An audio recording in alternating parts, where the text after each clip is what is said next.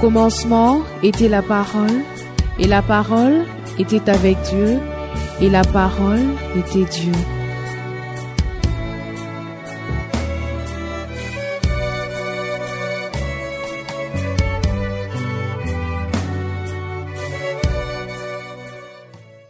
Nous allons lire ensemble dans l'évangile de Matthieu. Évangile de Matthieu, Matthieu chapitre 5. Nous allons faire cette longue lecture de 11 versets du premier au 11e, du chapitre 5, du premier au 11e verset. Matthieu chapitre 5, 1 à 11. Voyant la foule, j'aimerais bien insister sur cela, voyant la foule. Jésus monta sur la montagne et après qu'il se fut assis, ses disciples s'approchèrent de lui. Puis ayant ouvert la bouche, il les enseigna et dit, « Heureux les pauvres en esprit, car le royaume des cieux est à eux. Heureux les affligés, car ils seront consolés. Heureux les débonnaires, car ils hériteront la terre. Heureux ceux qui ont faim et soif de la justice, car ils seront rassasiés. Heureux les miséricordieux, car ils obtiendront la miséricorde. Heureux ceux qui ont le cœur pur, car ils verront Dieu.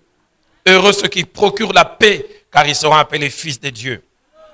Heureux ceux qui sont persécutés pour la justice, car le royaume des cieux est à eux.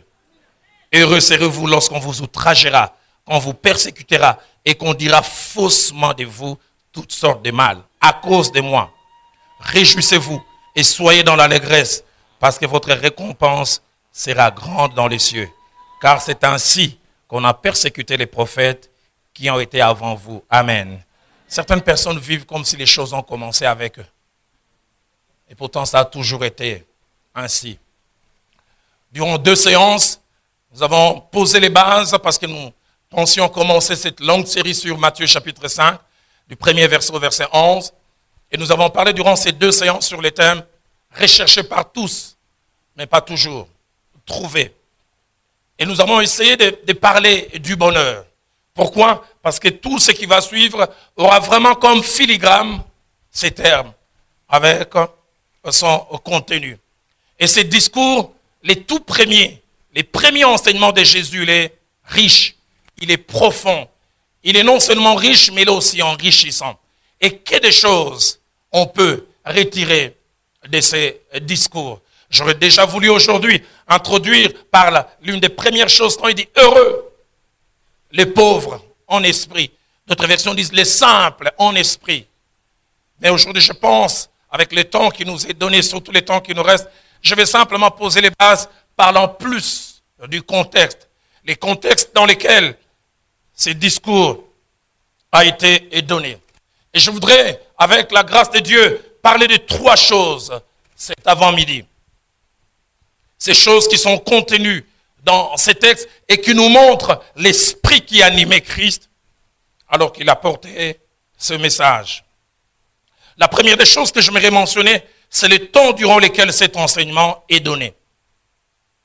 Cet enseignement est donné tout au début du ministère de Jésus-Christ. Il a été tenté sur la montagne, plutôt dans le désert, et le diable l'a amené même sur une haute, un endroit très élevé.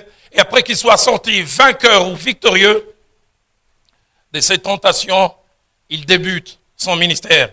Matthieu chapitre 4, verset 17, ainsi que 23, parlant du début du ministère de Jésus, dit ceci. Dès lors, Jésus commença à prêcher, à dire, répentez-vous, car le royaume des cieux est proche. Le verset 23 ajoute, Jésus parcourait toute la Galilée et il enseignait dans les synagogues, prêchant la bonne nouvelle du royaume et guérissant toute maladie et toute infirmité parmi le peuple. Certains les savent, d'autres peut-être ne les savent pas. Ces discours que nous retirons fait partie d'un grand discours appelé les sermons sur la montagne.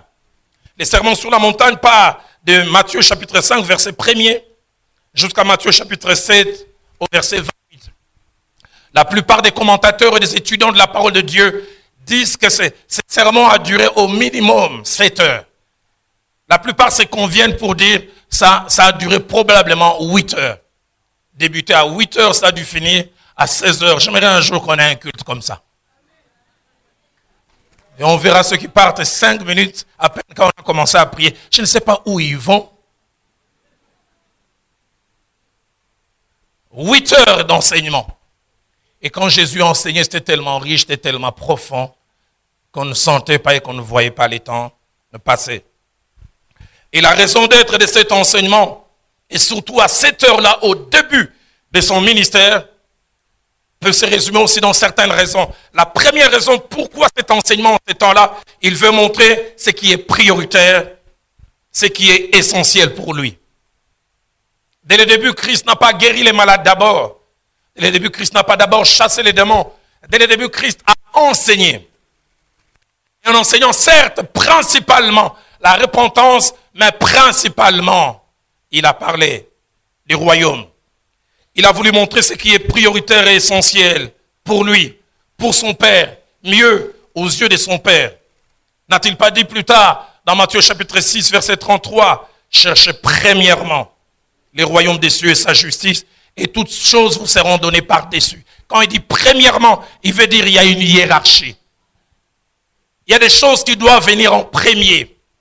Tout est important, mais tout n'est pas important de la même manière. Il y a des choses qui doivent venir premier. J'aime un merveilleux livre que j'ai lu, écrit par un auteur américain. Il a dit « First things first ». Placer les premières choses en première position. Parlant à Marthe, qui se plaignait au sujet de sa sœur, Jésus dira dans Luc chapitre 10, versets 41 à 42, « Marthe, Marthe, tu t'inquiètes et tu t'agites pour beaucoup de choses. Une seule chose est nécessaire.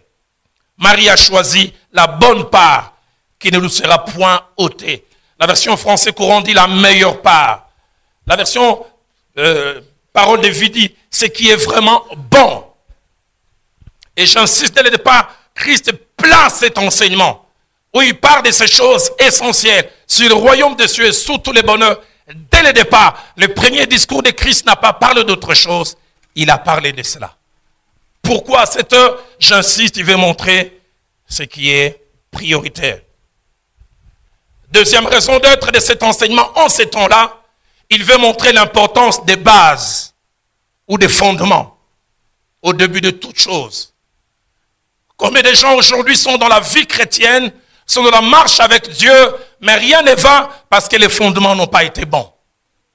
Parce que les bases n'ont pas été bonnes. Je vois même aujourd'hui des gens dans les ministères que Dieu élève qui n'ont pas eu à régler certaines choses, à avoir certaines choses au départ. C'est pour cela, frères et sœurs, j'aimerais vous encourager. On trouve ça peut-être vieux jeu. Les affermissements sont nécessaires. Il est bon quand on vient dans le Seigneur de s'asseoir, de se laisser enseigner. C'est quoi le péché? C'est quoi le pardon? C'est quoi la prière? Des choses apparemment basiques, mais des choses qui nous aident à être assis et réellement assis. Et dès le début de son ministère, Christ commence par ces choses basiques. Ces choses qui sont les fondements. La force d'un bâtiment réside dans sa fondation. Si la fondation est solide, on peut bâtir dessus. Dans 1 Corinthiens chapitre 13, verset 10, Paul parlant de son rôle déclare ceci. Selon la grâce qui m'a été donnée, j'ai posé le fondement comme un sage architecte. Et un autre bâti dessus. Quand je vois ma marche dans le Seigneur et surtout dans les ministères, je ne dirai jamais assez merci au Seigneur. Pour mes premières années dans le Seigneur, mais surtout pour l'église où j'ai évolué. Cet homme auprès de qui j'ai appris les béabas du ministère. Il arrive quelquefois quand je suis en contact avec certaines personnes, je dis, ça moi je ne ferai pas. Ça moi je ne dirai pas. D'où ça me vient? Parce que j'ai reçu des fondements. J'ai reçu des choses basiques. Il m'a appris des choses et j'ai dit merci au Seigneur. Chaque jour qui passe, je ne cesse de me mettre à genoux, je dis Seigneur, souviens-toi de cette église. Et je me dis vous dire Philadelphie, je bénis Dieu d'être votre pasteur. Mais vous récoltez les fruits, les résultats d'autres personnes. Quand je suis allé étudier à Nairobi, ce n'est pas Philadelphie qui a prié pour moi les Minerval. Ce sont des hommes et des femmes qui ont payé leurs dîmes et qui ont donné leurs offrandes. Et que Dieu bénisse, et que Dieu bénisse, et que Dieu bénisse cette église. Oh, mais vous le dites calmement. Vous êtes contre moi? Si vous êtes d'accord avec moi, dites un bon amen. La Bible dit, d'autres ont travaillé et vous êtes rentrés dans leur travail. L'un sème et l'autre Eux, ils ont sémé. Et vous, vous moissonnez. Fondement. Christ veut poser les fondements. Il veut placer les choses essentielles. Et il veut les placer au bon moment. Dans Hébreux chapitre 5, au verset 12, l'apôtre parle des personnes qui ont cessé de grandir et qui ont encore besoin qu'on leur enseigne. Il utilise un terme, les premiers rudiments. Une autre version dit qu'on leur enseigne les premiers éléments. Pourquoi? Parce qu'ils ne les ont pas bien retenus au départ. Combien il est important quand on commence de recevoir les rudiments, de recevoir les choses essentielles. De la même manière, quand un enfant veut entrer dans la scolarité, on ne commence pas d'abord par des phrases.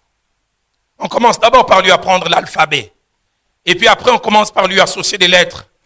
L plus A égale la. Et puis finalement, des mots. Et puis la conjugaison petit à petit. J'en parlerai tout à l'heure, tout est systématique. Il y a une méthodologie. Mais qu'il y ait des gens qui partent des néants et qui vont dans des grandes choses. Église, pasteur, prédicateur, vous n'avez pas besoin de faire asseoir les gens. J'aimerais vous enseigner sur les 7 secrets des 7 cornes. Alors que les choses essentielles par rapport à l'assurance du salut n'ont pas reçu. Il y a des gens qui ne savent pas le salut c'est quoi. Pourquoi ils sont sauvés. Et sur base de quoi? Les premiers rudiments. Troisième raison pour laquelle cet enseignement est donné en ces temps-là, c'est la place. Jésus voulait montrer la place que l'enseignement occupait dans son ministère. L'enseignement. Et par enseignement, j'entends la transmission des connaissances avec une méthodologie. De manière systématique. Et avec un plan. C'est-à-dire une organisation. Une chronologie. Jésus-Christ est un enseignant fantastique. Église, la prédication est une bonne chose. La prédication a comme rôle de répondre à un besoin. Mais l'enseignement nous fait asseoir. L'enseignement nous construit. J'ai entendu un jour quelqu'un dire des choses. Il dit non. Chaque dimanche, on doit venir, on doit célébrer la puissance. Si on venait ici, on ne chassait que des démons. Du reste, tout le monde n'a pas de démons. Si on venait ici simplement pour la guérison, du reste, tout le monde n'est pas malade. Mais les besoins de connaissances, les besoins d'enseignement, c'est un besoin de tout le monde. Ah, je ne veux pas dire que Dieu ne veut pas toucher pour guérir. Je ne veux pas dire que Dieu ne veut pas délivrer. Mais j'aimerais dire qu'il y a des choses essentielles. Et Jésus voulait montrer la place de l'enseignement dans son ministère. Et un enseignement, comme je dis, méthodique, systématique, bien étudié. C'est lui auprès de qui j'ai appris les ministères. Il a dit, tu ne dois pas prêcher au hasard. Aujourd'hui, tu viens prêcher sur le retour du Christ. Les dimanches prochains, tu viens prêcher sur la grâce. Et les 3e dimanches, tu viens prêcher sur les dons spirituels. Pas de liant. Il dit, il est bon de savoir, je vais partir de là jusque là. Il me disait, tout bon pasteur au début de l'année doit prier, Seigneur, qu'est-ce que tu veux que j'apporte à ton peuple? Et il dit, j'enseignerai ça, j'irai là et j'irai là encore. Et je l'ai vu lui-même le faire. Une fois, il nous a prêché sur les 10 commandements. 48 semaines. Les 10 commandements. Il prend, tu ne tueras point. 3 dimanches. Et comme il avait l'habitude, les 3e dimanche, alors que vous avez l'impression que vous tournez en haut, vous êtes rassasié, il y a encore beaucoup à dire là-dessus.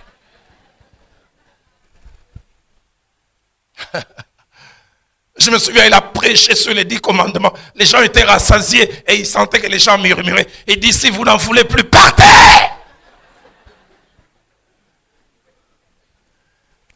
Parce que nous ne prêchons pas ce que vous voulez que nous puissions vous prêcher. Hein, c'est pas comme au restaurant, vous faites la commande. Je veux ça, ça. Nous disons ce que Dieu nous a dit de dire. Nous vous apportons le message de Dieu. Si quelqu'un est d'accord avec moi, qu'il dise Amen. L'enseignement était la priorité dans le ministère de Jésus et même dans celui de l'église primitive. Marc chapitre 6, verset 34, quand ils sortaient de la barque, Jésus vit une grande foule et fut ému de compassion pour eux, parce qu'ils étaient comme des brebis qui n'ont point de berger. Et j'aime, et il s'est mis à leur enseigner beaucoup de choses. Enseignement encore. Dans Matthieu chapitre 28, verset 19, avant son départ, il donne cet ordre. Allez chasser des démons, n'est-ce pas? Allez, guérissez des malades. à l'effet de toutes les nations, des disciples, baptisez-les au nom du Père, du Fils et du Saint-Esprit et enseignez-leur. Enseignez-leur. Enseignez-leur. Comme nous avons des problèmes dans nos églises, nous avons des gens qui ne se maintiennent pas dans la foi. Des gens qui voulaient trouver aujourd'hui ici et demain ailleurs. Parce qu'ils ne sont pas enseignés, parce qu'ils ne sont pas assis dans la doctrine. Ils ne savent même pas défendre leur foi. Ils peuvent se retrouver devant certaines personnes qui peuvent vous faire voyager dans la Bible. Même dans des choses fausses. Hein? Mais vous faire voyager dans la Bible sans ouvrir. Il dit, tu ne crois pas à cela? Alors ouvre dans tel verset. Nous avons seulement l'enthousiasme. Mais défends cela. Aucune base. Aide-moi à dire à ton voisin, le pasteur a dit, aime l'enseignement. Acte 2, verset 42, parlant de l'église primitive, la Bible parle des choses essentielles autour desquelles leur ministère s'appesantissait. La Bible dit, ils persévéraient, mais premièrement, dit, dans l'enseignement des apôtres. Il y a 3 autres choses, mais premièrement, l'enseignement. Paul parlant à son fils dans la foi, Timothée, il dira dans 2 Timothée chapitre 3, verset 10, tu as suivi de près mon enseignement. Mais pourquoi aussi cet enseignement? Parce que Christ s'était rendu compte que l'enseignement a plusieurs profits. Et parmi les profits de l'enseignement, il y en a 4. Premièrement, l'enseignement nous permet d'avoir des informations nécessaires pour notre foi, notre croissance et notre marche. L'enseignement nous permet d'avoir des informations nécessaires pour notre croissance, pour notre marche. Deuxièmement, l'enseignement nous permet à la fois de croire en quelque chose, mais de savoir surtout en quoi nous croyons. Je crois en ceci, mais voilà les contenus. Troisièmement, l'enseignement nous permet de savoir défendre ce à quoi nous croyons. Il arrive des fois, nous ne savons pas défendre notre foi. Actes des Apôtres, chapitre 18, au verset 28, nous parle de la capacité qu'avait un croyant de savoir défendre sa foi. Écoutez ce que la Bible dit. Apollos réfutait vivement les Juifs en public. Et j'aime le verbe qui est utilisé. Démontrant par les Écritures que Jésus était le Christ. Démontrant par les Écritures. La version français courant dit, avec des arguments solides, Apollos réfutait publiquement les objections des Juifs. Il leur prouvait par les Écritures que Jésus est le Messie. C'est pour cela que j'aimerais nous encourager. Nous avons une bonne structure au niveau de l'église appelée Cénacle, qui se réunit chaque mercredi. Pasteur Déo, de quelle heure à quelle heure? 15h30 à 17h30. Riche structure. Si vous avez le temps, si votre programme vous le permet, venez, vous ne serez pas déçus. Où nous lisons la Bible, de la Genèse à Apocalypse. Que des gens qui ne prennent jamais le temps de lire la Bible systématiquement. Mais aussi, l'enseignement nous permet d'être stables dans la foi. Stables dans la foi. Éphésiens chapitre 4, verset 14, nous encourage à ne plus être des enfants flottants, emportés à tout vent des doctrines. Pourquoi on est flottant? Pourquoi on est emporté? Parce qu'on manque d'enseignement. Parce que soit l'enseignement ne nous est pas donné, ou alors nous ne nous intéressons pas à l'enseignement. Et comme je l'ai dit dès le départ, Jésus, dès le départ, il apporte cet enseignement, tout au début de son ministère. Deuxième chose essentielle que je voulais que nous puissions voir à ce jour comme fondement et base, que ce texte de Matthieu 5, 1 à 11, nous montre, ça nous montre le sens élevé des responsabilités de Jésus. Un sens élevé des responsabilités. Qu'est-ce que je veux dire par là? Je veux dire que Christ, comme beaucoup d'hommes et de femmes de Dieu aujourd'hui, avait une grâce. Et cette grâce, c'est une capacité d'attraction hors norme. Christ ne laissait jamais indifférents les gens. Christ attirait des foules. Il est étonnant, en lisant, en étudiant la parole de Dieu, de voir ce que Christ faisait. Il le faisait sans banderole, il le faisait sans publicité à la radio, à la télévision, il le faisait sans dépliant, il le faisait sans campagne virale, SMS. Mais quelle capacité d'attraction. Il attirait des foules. Partout où il passait, c'était la même chose. Et j'aimerais à ce niveau, par rapport à l'attraction de la foule, dire 3 choses basiques, mais ô combien importantes. Quand je priais, Dieu me disait, Roland, ce matin, tu vas parler à tout le monde, mais tu vas parler surtout aux hommes et aux femmes de Dieu. Et c'est trois choses basiques que je me redis. La première, c'est que cette capacité d'attraction est toujours une grâce venant de Dieu. Non, tu ne dois pas dire c'est à cause d'eux. C'est parce que je fais ceci. C'est parce que non, c'est une grâce. La Bible dit tout don parfait, toute grâce excellente vient d'en haut. Du Père de lumière chez lequel il n'y a ni changement ni ombre de variation. Dans Jean chapitre 3 verset 27, alors que quelqu'un est venu faire constater à Jean-Baptiste que des foules suivaient Jésus. Cet homme que tu as baptisé au-delà du Jourdain, tout le monde va à lui. J'aime la réponse de Jean-Baptiste. Un homme ne peut recevoir que ce qui lui a été donné du ciel. C'est une grâce qui vient de la part de Dieu. Homme, ne te mets pas à te vanter. C'est à cause d'eux. À cause de ma capacité, à cause de mon français, à cause de mon anglais, à cause de je ne sais quoi. Si Dieu veut que les gens viennent, ils viendront. Que des gens aujourd'hui qui non, il faut utiliser les techniques de marketing. Il y a certaines personnes qui n'utilisent aucune technique, mais Dieu, parce qu'il veut leur donner, il leur donne. J'en ai parlé ici une fois. J'ai connu un papa qui sert Dieu, ouf, et qui a la capacité d'attirer des foules. Il ne prêche jamais en français. Les quelques rares fois il essaie de parler en français, il assassine les Français. Lui-même quand il prêche, il dit la baptême. Il dit la papa. Je me souviens un jour, il prêchait, il dit français. Un jour, il est rentré des États-Unis, il était allé prêcher, il est rentré, il nous a donné les rapports, il dit, Naouti, na États-Unis. Natei batuma boumé, vimba na fromage, natei bangona lingala nanko.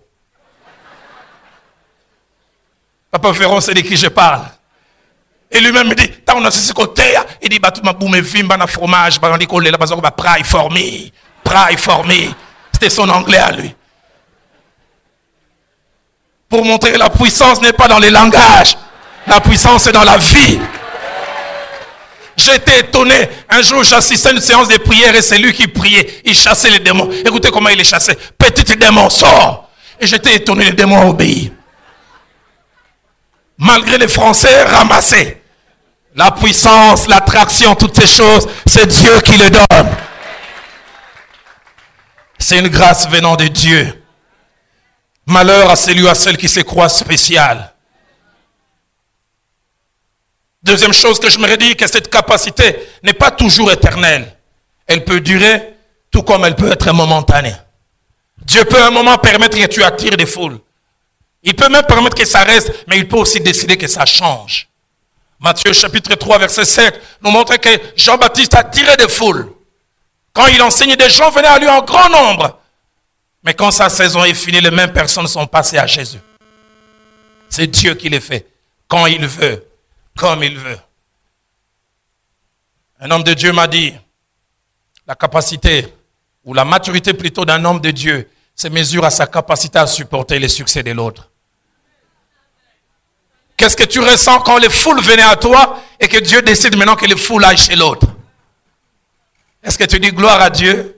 Sincèrement, oui, avec un sourire jeune, gloire à Dieu. C'est Dieu qui a décidé.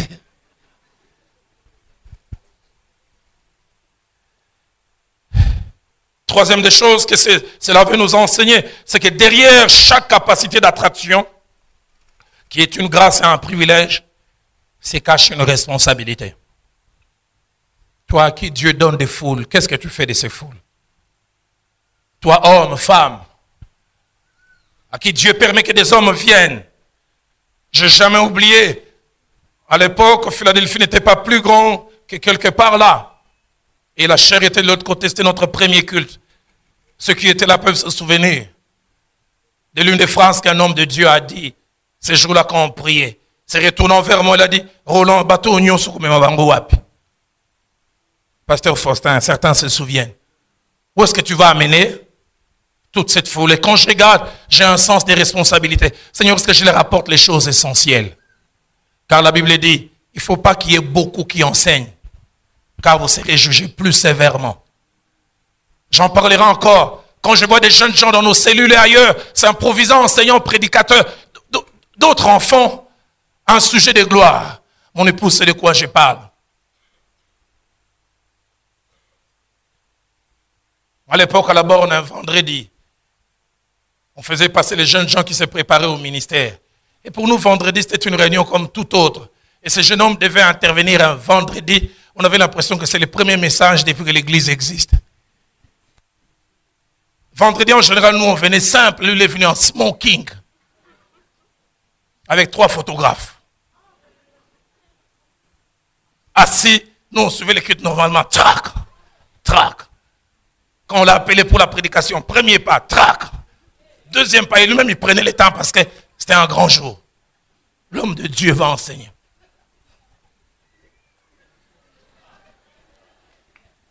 J'ai jamais oublié, il a placé sa Bible et il a placé les notes. Il a lu un passage d'Apocalypse. Quand il a relevé la tête,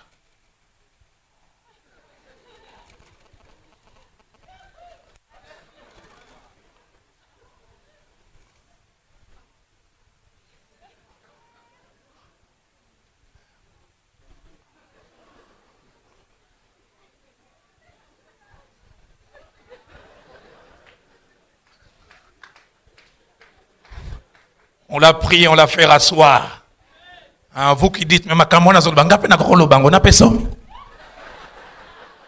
te donnera les micros si tu prends, tu dis Ria.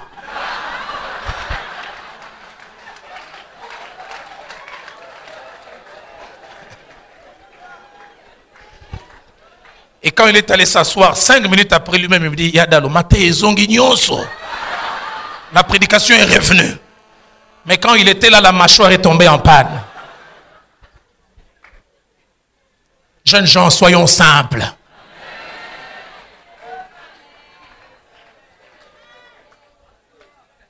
Soyons simples. Qu'est-ce que nous faisons des foules?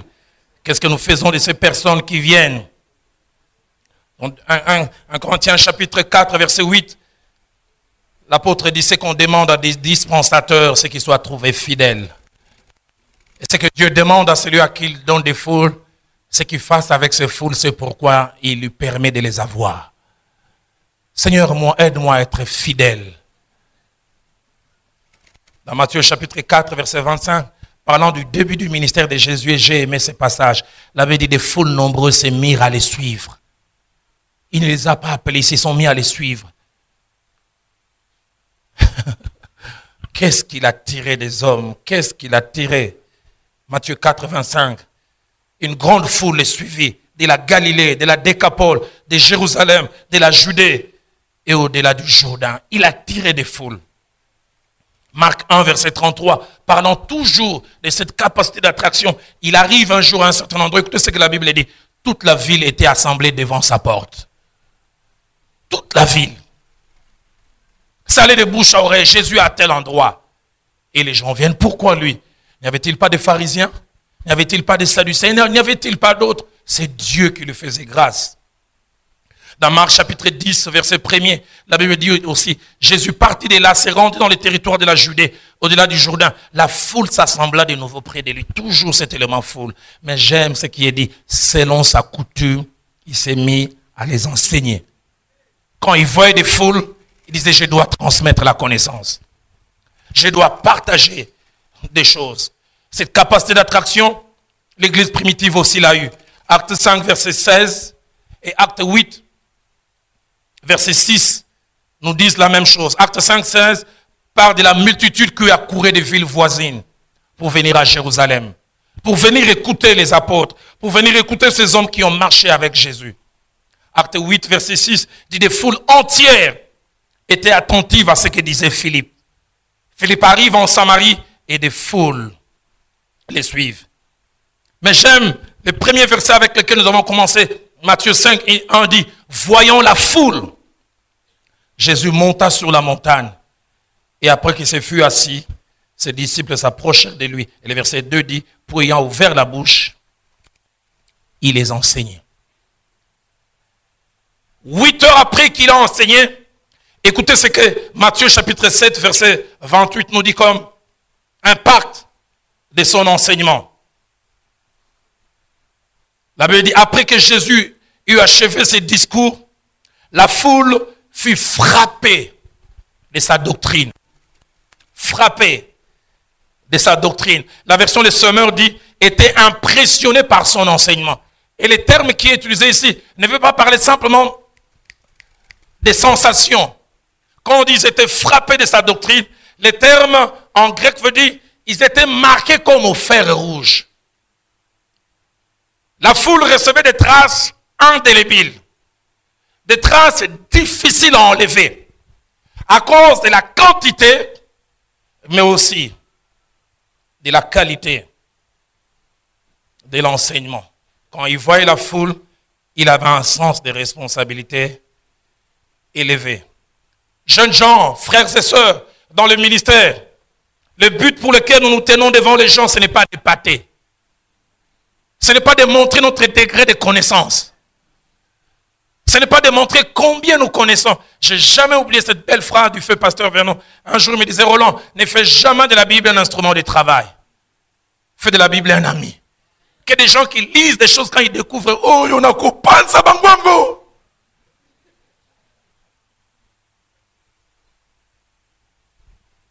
Ce que j'ai découvert, je vais étaler.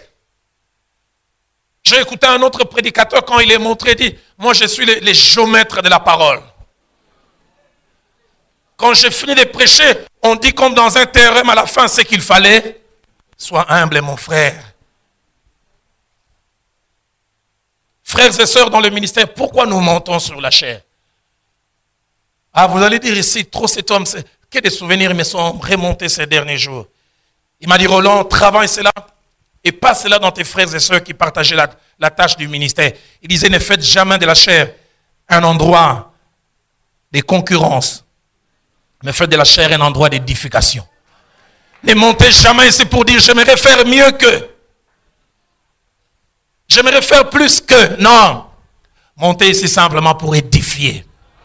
Donne-nous des gens qui montent humblement, qui viennent simplement avec les soucis de partager quelque chose. Que des gens qui viennent faire leur promotion, leur propre promotion. Que Dieu nous garde de cela. Que Dieu nous garde de cela. Ça me rappelle ce récit qu'un homme est venu en enseignant à l'église là-bas une autre fois. Il a dit un jeune homme que Dieu utilisait puissamment, invité un jour dans une église pour prêcher. Et il a dit au pasteur, moi, je n'entre que 5 minutes avant la prédication. Et avant que je n'entre, tout le monde doit se lever. Et on doit me présenter en disant, voici celui qui vient au nom du Seigneur. Et quand il entrait comme ça, il marchait comme un célèbre catcheur. Je ne vais pas citer son nom. Et tout le monde disait, waouh, celui qui vient au nom du Seigneur. Et quand on lui a donné le microphone, il a demandé au pasteur, cette église existe depuis combien de temps? 20 ans. Il a dit, cette église existe depuis 20 ans, mais elle commence vraiment aujourd'hui avec ma prédication. Il dit, moi dans mon ministère, l'extraordinaire et ordinaire. Les surnaturels et naturels. C'est comme si vous voulez dire que là, le numéro privé de Dieu. Et que nous tous, nous passons par des standardistes. Il a dit, j'aimerais prêcher simplement une trentaine de minutes. Et puis vous verrez l'extraordinaire. Il a prêché, puis à un moment, il a dit, fermez les yeux. Il a commencé à prier 5 minutes, rien d'extraordinaire. 10 minutes, rien du tout. 15 minutes, rien. Jeunes gens, laissez Dieu être Dieu. Et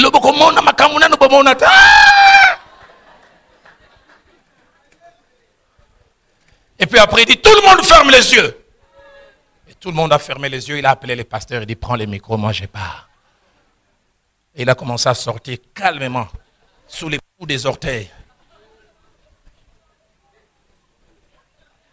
Il avait presque réussi. Juste voulait sortir à la porte. Une vieille dame de 80 ans qui était là, l'a touché à l'épaule, lui a dit, ainsi parle le Seigneur.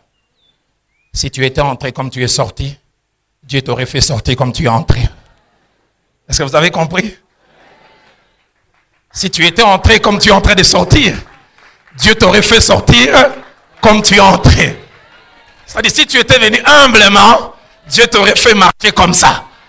Vous savez, Dieu aime être Dieu.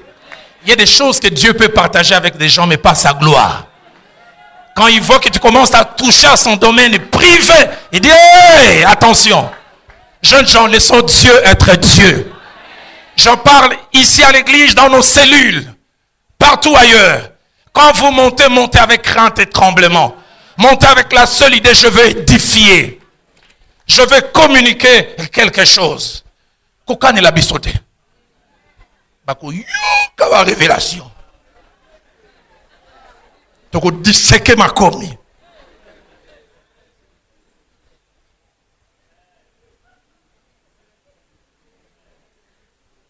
Que l'arrogance, que l'orgueil disparaissent du sacerdoce. Une sœur prétendait que sa voix c'était la plus limpide en termes d'adoration. Jusqu'à ce qu'un jour elle monte elle-même, elle bloque, elle veut monter.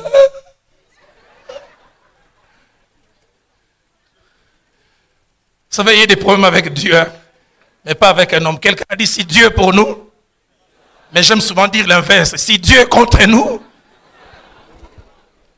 quand elle a bloqué comme ça, elle est venue s'asseoir. J'ai dit, ma soeur, calme-toi. Il dit, pasteur, on a encore aussi sa réunion, t'es sonné. Je ne serais pas resté, c'est tellement honteux. Elle n'a pas pu finir, elle est partie. Dieu aime ça. Quand lui seul est élevé. Et tout le monde est rabaissé. Tout le monde, tout le monde, tout le monde, tout le monde. N'épatons pas. Attirons les regards des hommes vers Christ et vers Christ seul. Ayons simplement comme souci d'édifier. Dans Luc chapitre 24, verset 32, la Bible parle de l'effet de l'enseignement de Jésus-Christ dans le cœur des hommes. Il marchait avec les disciples sur les chemins d'Emmaüs. Écoutez ce que la Bible dit. Ils se dirent l'un à l'autre, notre cœur ne brûlait-il pas au-dedans de nous lorsqu'il nous parlait en chemin et nous expliquait les Écritures. Chaque fois que j'ai lu ça, j'ai dit, Seigneur, c'est le genre d'effet que j'aimerais avoir quand je prêche. Pas épaté. Ce que j'aime, c'est pas que les gens soulèvent les chaises. Théa, théa. Quelle révélation! Quelle profondeur! Roland Aloé!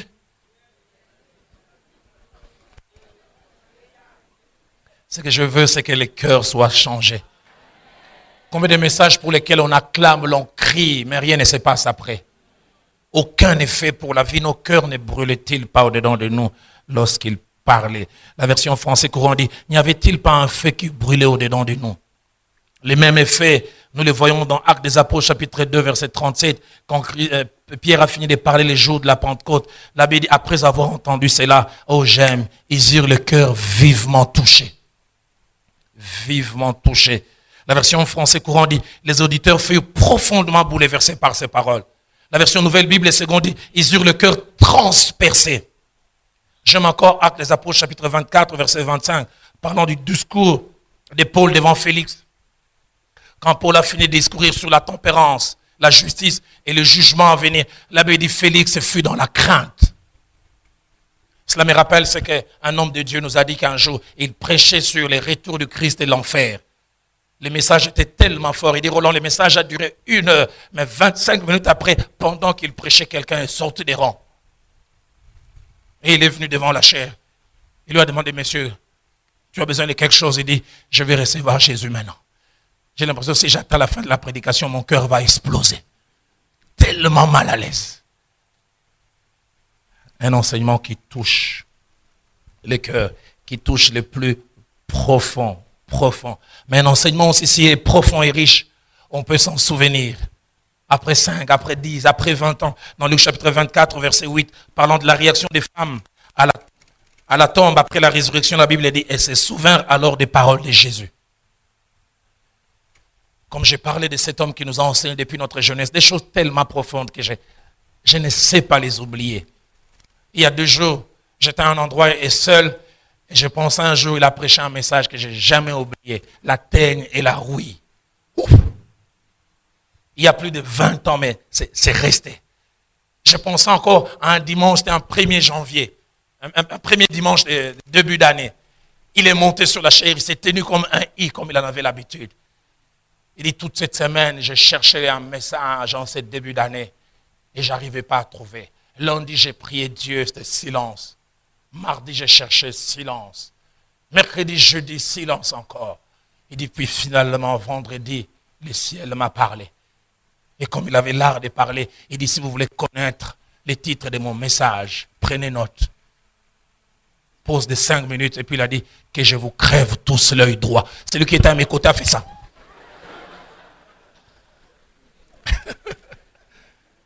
Que je vous crève tous l'œil droit. Si vous voulez aller à la montagne, cherchez ce message. Quel message? La preuve, 20 ans après, je m'en souviens. Mais toi, c'est la tête de la corne et de l'huile.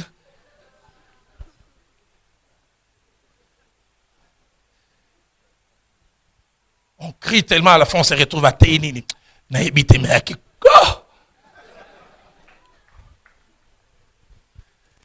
Moi, dire à ton voisin, simplicité.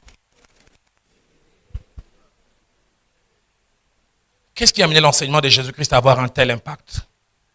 Qu'est-ce qui a amené l'enseignement de Jésus à avoir un tel effet? Comme nous l'avons dit, quand il a fini de parler sur la montagne, la Bible dit, les gens furent frappés de sa doctrine. S'il y a plusieurs choses, j'en retiens 3. La première, c'est qu'il avait un appel authentique. Quand nous faisons ce pourquoi il nous a appelés, nous avons des résultats. C'est pour ça que j'aime dire souvent, nous qui sommes dans les ministères, ne faisons pas les ministères par mimétisme.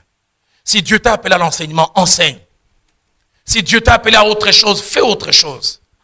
Reste dans ce qu'il t'a donné et tu auras les résultats. Si Dieu ne t'a pas donné les capacités de guérison, si l'autre guérit, ne viens pas imposer les mains, appeler la guérison parce que l'autre l'a fait. Associe les mêmes afin que vous puissiez faire un travail en équipe.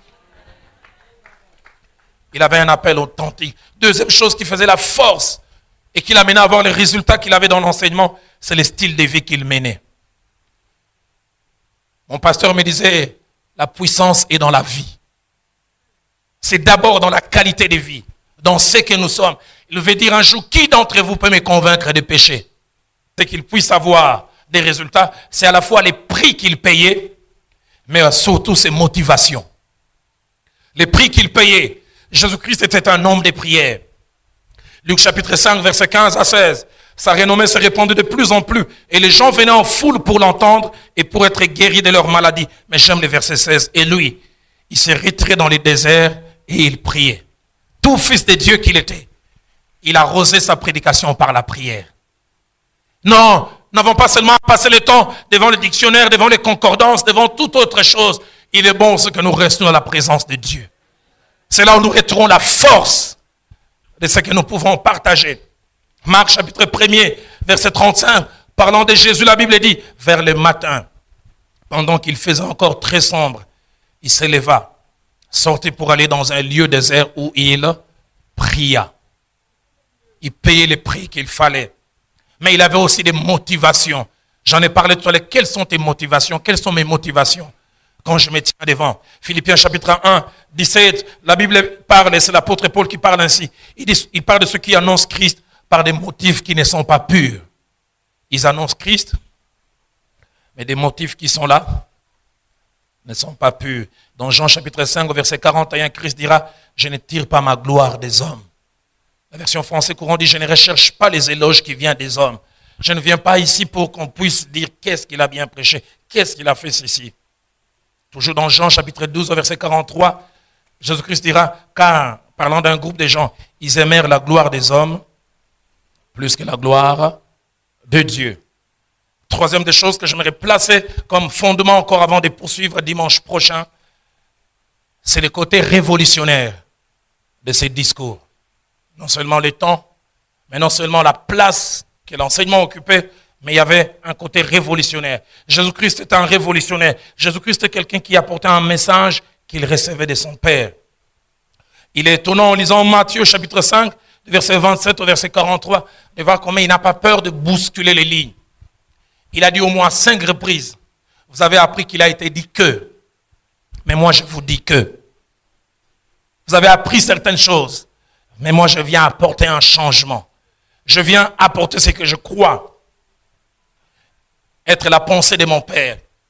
Et quand il se tient devant ce peuple, dans Matthieu 5, verset 1 à 11, Christ comme un révolutionnaire, il connaît les vrais besoins de son auditoire. Il sait que c'est un peuple opprimé par une colonisation écrasante, dure, avilissante et humiliante. Il connaît aussi qu'il a en face de lui un peuple au passé glorieux, au passé élogieux, mais à un présent pauvre, parce que son ennemi l'écrase. La belle époque de David et de Salomon semble désormais des époques très lointaines. Mais il sait aussi que c'est un peuple qui a des attentes fortes. Un peuple qui a soif. Dans Luc chapitre 2, versets 25 à 38, là on nous parle de Siméon, d'Anne, mais aussi d'autres personnes. Il est dit, ils attendaient la rédemption de Jérusalem. Un peuple qui avait des attentes. Du reste, Luc chapitre 24, verset 20, nous montre par la bouche dans des disciples sur les chemins d'Emmaüs, ce qu'étaient les cœurs du peuple en termes d'attente. Ils ont dit, nous espérions que ça serait lui qui délivrerait Israël. C'était ça leur attente. Ils connaissaient leur désir, ils connaissaient leur soif. Ils avaient besoin que quelque chose de nouveau arrive. Et c'est à ces peuples assoiffés, parce que connaissant leurs besoins, Christ se lève et il commence à leur parler du bonheur. Quel bonheur? Son bonheur. Les bonheurs selon lui. Et j'aime dans ces discours de Matthieu 5, verset 1 jusqu'au verset 11, j'aimerais juste épingler ces 4 choses et nous allons finir pour aujourd'hui. La première, c'est qu'il cite les termes heureux ou bonheur 9 fois. 9 fois. Heureux, heureux. Pourquoi? Parce qu'il veut centrer son message sur le bonheur. Vous avez soif, vous avez faim, vous désirez des choses. Je viens vous apporter ce qui va changer l'état de votre cœur. Heureux, heureux. D'autres versions disent c'est bien heureux. De telle sorte qu'on les a plus tard appelés les béatitudes. Pour dire un bonheur profond.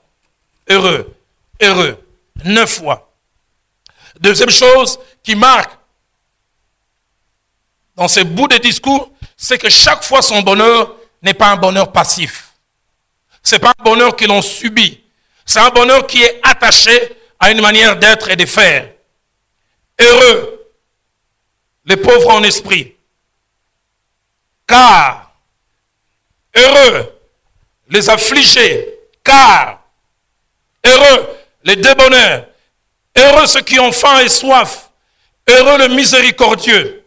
Heureux ceux qui ont le cœur pur. Heureux ceux qui procurent la paix. Heureux ceux qui sont persécutés. Chaque fois. C'est un bonheur qui est attaché. Il faut être ceci pour l'avoir. C'est pas qu'on le subit. Mais ce que j'aime, non seulement qu'on ait quelque chose, il parle aussi toujours du résultat. Ce que l'on peut avoir. Troisième des choses qui frappe dans ces textes, c'est que les causes du bonheur dont il parle, ou les éléments déclencheurs, ne font pas partie des clichés habituels du bonheur. Les hommes du monde allaient dire, heureux celui qui a plusieurs voitures. Heureux celui qui a une Rolls Royce. Heureux celui qui a un compte en banque. Heureux, heureux. Mais pour lui, les éléments déclencheurs du bonheur sont tout autre chose. Je me disais en lisant ces récits, j'aurais été dans cette masse, est-ce que j'aurais accepté ces discours? Moi qui m'attends, c'est que les colonisateurs romains puissent partir. À ce que nous puissions retrouver notre aura, permettez-moi les termes d'autrefois. Et lui vient dire, heureux ceci, heureux cela. Quatrième chose, je termine par là ce matin. Les termes qu'il utilise, heureux, qui peut aussi être traduit par grand bonheur, veut montrer qu'il ne parle pas d'un bonheur factice, un bonheur cosmétique, un bonheur superficiel, mais il parle d'un bonheur profond, d'un bonheur constant, un bonheur permanent, pas un mirage, pas quelque chose qui vient et qui s'en va. Jésus-Christ était bizarre, permettez-moi les termes, incompréhensible, difficile à cataloguer et à suivre. Souvent, il voyait les bonheurs là où les autres ne les voient pas. Apparemment, quelquefois, c'est comme s'il aimait la contradiction. Dans Luc, au chapitre 11, au verset 17 à 28, il est entré d'enseigner quelque part, il dit des choses tellement profondes.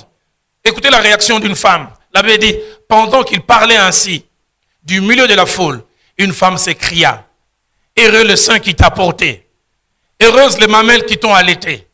Écoutez la réaction du maître au verset 28. Jésus répondit, heureux plutôt ceux qui écoutent la parole de Dieu et qui la gardent. Son bonheur est ailleurs. Cette femme veut un bonheur physique. Heureuse la maman qui t'a porté. Heureuse la personne qui t'a allaité. Il dit, le vrai bonheur n'est pas là. Le vrai bonheur est dans la personne qui s'attache à la parole de Dieu. Et dimanche prochain, nous poursuivrons quand il dit « Heureux les pauvres en esprit ».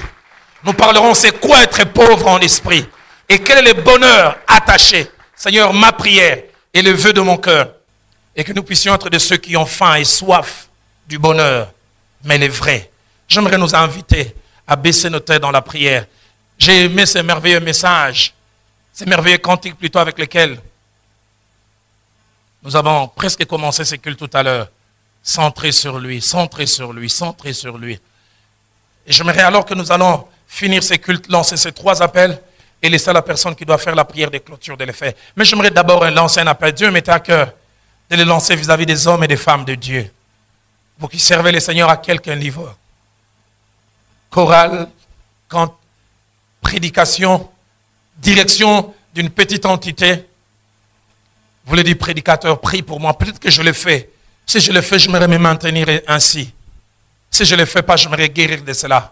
Que mes seules motivations quand je me tiens devant les gens soient l'édification. Que Dieu m'épargne. Que Dieu m'épargne de me présenter. Que Dieu m'épargne de vouloir moi-même montrer de quoi je suis meilleur. Y a-t-il un homme, y a-t-il une femme, un jeune homme, une jeune fille qui est dans l'œuvre de Dieu et qui veut dire, j'aimerais que chaque fois que je me tiendrai, soit pour chanter, soit pour prêcher, soit pour faire quoi que ce soit. Paul n'a-t-il pas dit quoi que vous fassiez, faites tout pour la gloire de Dieu. J'aimerais jamais venir montrer combien je suis intelligent, combien je connais la parole, combien j'ai une belle voix, combien je sais faire des envolées. Non, non, non, que Dieu me garde de cela. Que tout soit centré sur lui. Centré sur toi. Tout soit centré sur lui. Centré sur toi.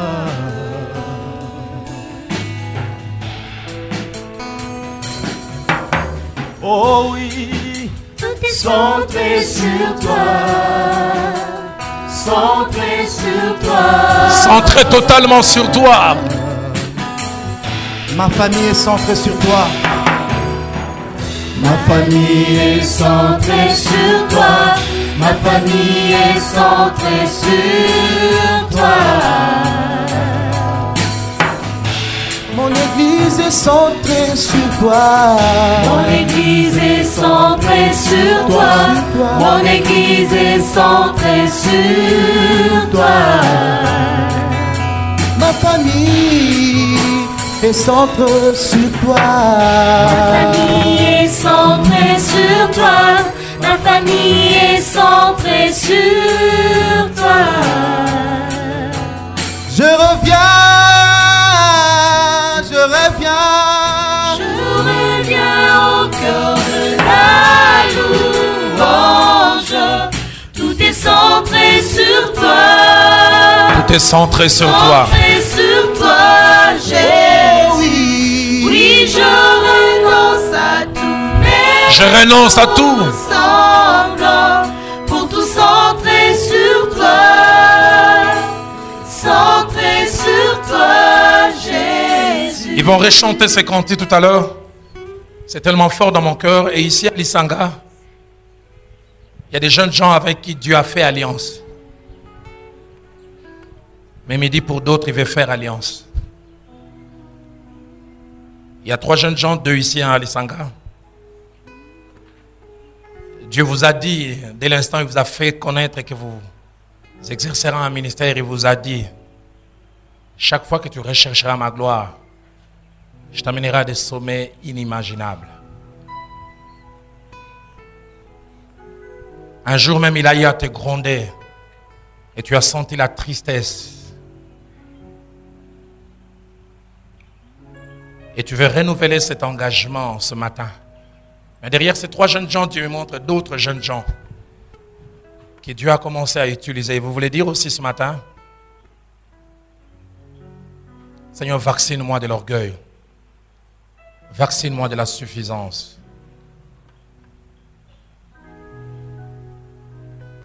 À vous, je demande non seulement de vous lever, et ici à Lisanga, vous qui êtes dans le ministère, vous qui avez fait cette alliance autrefois et qui voulez la renouveler, ou vous qui voulez la faire aujourd'hui. Parce que la Bible dit l'humilité précède la gloire, mais l'orgueil précède la chute. Et parmi les jeunes gens qui vont s'avancer tout à l'heure, il y a un qui va dire, Seigneur, l'orgueil a commencé à rentrer dans mon cœur. Et même un esprit de compétition. Je commençais à monter, non pas pour édifier, mais pour me montrer. Mais Seigneur, j'ai dit, vaccine-moi. Tout à l'heure, alors que ces cantiques sera en train de jouer, vous allez avancer. J'ai lancé deuxième appel. Nous avons parlé de Jean-Baptiste qui avait commencé et qui a vu des foules qui étaient chez lui passer à quelqu'un d'autre. Et là, Dieu me dit encore de lancer un appel pour des hommes et des femmes, vous qui êtes dans les ministères. Dites, Seigneur, rends-moi capable de supporter l'élévation de l'autre. Enlève dans mon cœur la gangrène de la jalousie. Vous savez, le problème avec la jalousie, c'est que Dieu ne l'étale pas en public. Quelqu'un peut être à tes côtés et te dire beaucoup de choses, mais il ne supporte pas les résultats que toi tu as. Il ne supporte pas ce que l'on te donne à cause, vous faites la même chose. Et tu veux dire, Seigneur, vaccine-moi, rends-moi capable, quel que soit ce que tu feras avec les autres. Apprends-moi à faire de la joie des autres ma joie, de la réussite des autres ma réussite. À vous aussi, je vous demanderai de vous lever. Et le troisième et dernier appel que je lance, quelqu'un qui veut dire, Seigneur, j'aimerais rechercher le bonheur dans les vraies choses. J'aimerais rechercher ton bonheur, pas le bonheur selon le monde, pas le bonheur dans les clichés que le monde présente. Ces cantiques va jouer, l'homme de Dieu va venir et va prier pour nous.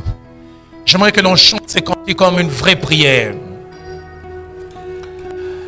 Quand je priais ce matin, Dieu m'a dit, il va guérir les jeunes gens, il va les vacciner, que tout soit centré sur lui.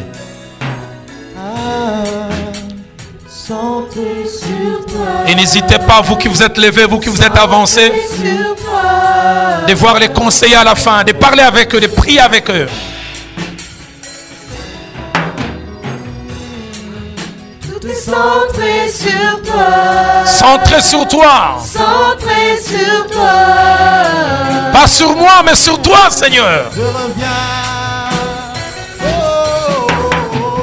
Je reviens au cœur de Même quand tu vas ressusciter des morts, que je tourne le regard des hommes vers toi. Tout est centré. Même quand tu vas révéler les secrets, même quand par moi tu vas faire montre de dons spirituels, que je tourne le regard des hommes vers toi, que je leur dis c'est lui, c'est lui, c'est lui, lui seul.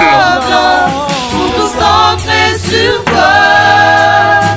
Centré sur toi. Je reviens au cœur de la louange. Tout est centré sur toi. Centré sur toi, oui, je renonce à tous mes faux semblants pour tout centrer sur toi. Centré sur toi, Jésus.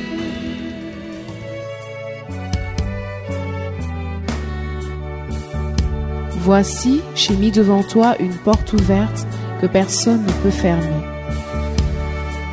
Voici, j'ai mis devant toi une porte ouverte que personne ne peut fermer.